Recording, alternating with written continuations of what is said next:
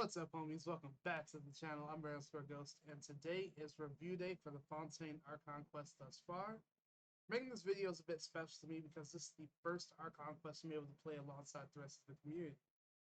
And I'm eager to share my thoughts and reactions with you all. Let me know yours in the comments below, and we can have more of a conversation there.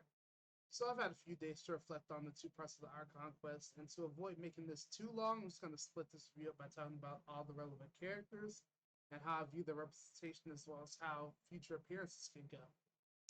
First up, we're going to be starting with the stars of Part 1, Lenny, Lynette, Aether, and, okay, sure, Paimon. Just to get the easy one out the way, Paimon is annoying most of the time, but I can actually understand her wanting to play detective in this, so she was a bit more bearable this time around. The glasses were kind of a cool touch too. So I have also read the theories that Lynette's a robot or a puppet like Catherine, but I think she's just highly antisocial and uses unique names for her moves. The fact she launched in her childhood with a frame one tells me she's just as prone to be open under the right circumstances. And this one just happened to be it just happened to be plot. And there are more instances of her feelings present during Lenny's trial that I appreciated also. And speaking of Lenny, he and Fiorina were the standouts of Act 1, but more on the Archon later. Lenny, either through his actions or Fiorina's, finds himself between Fiorina and Aether. During that conflict, the bond that Lenny and Lynette share with the Fatui is exposed, and public opinion turns on a dime. However, mine actually didn't. We'd seen his genuine concern for the citizens of Fontaine when he asked us to hand out the bags of holding, or the magic pockets. I come to like and trust him through his actions, not letting this Fatui connection distract me, which brings me to Aether. So I'm usually in sync with Aether's emotions, the way he reacts to certain story events. Most recently with his reaction to Dunyarzad's passing in the Samsara. However, his reaction to Lenny post-trial didn't feel warranted, especially when you consider how he and Paimon treat Child with such a passive but casual friendliness.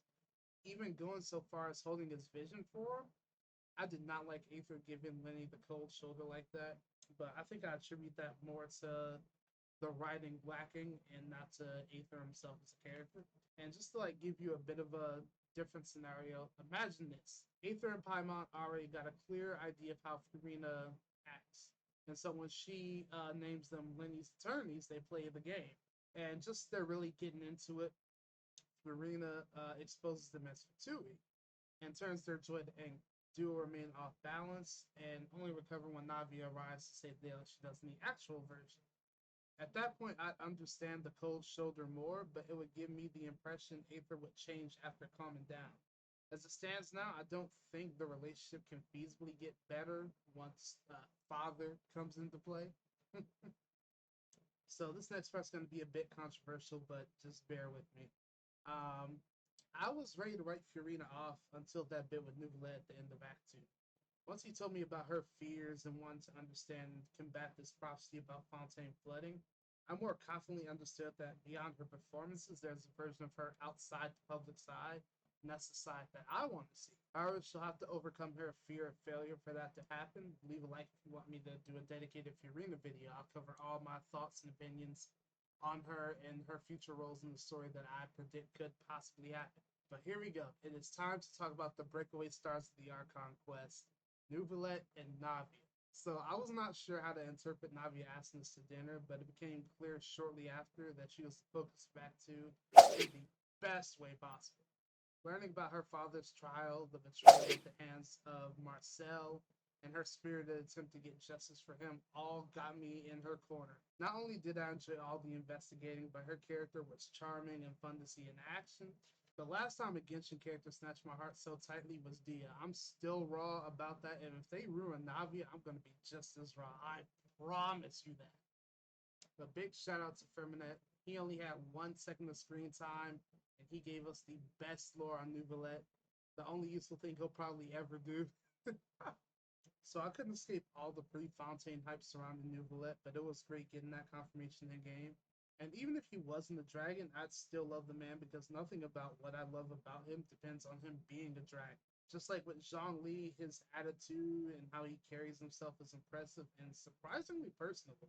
I can't fault Navi for not seeing his feelings since she was caught up in her own, but I heard the pain and shame in his voice. And at the end, when he questions the justice of Fontaine, his character arc begins, and I'm excited to see where it goes. Absolutely so. And okay, maybe I'd like to see his dragon powers again. Child get one shot.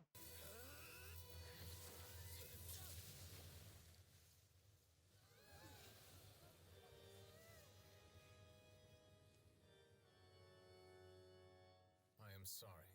Ooh! If you have been wronged, we will find the truth. But the rules of the court must be upheld.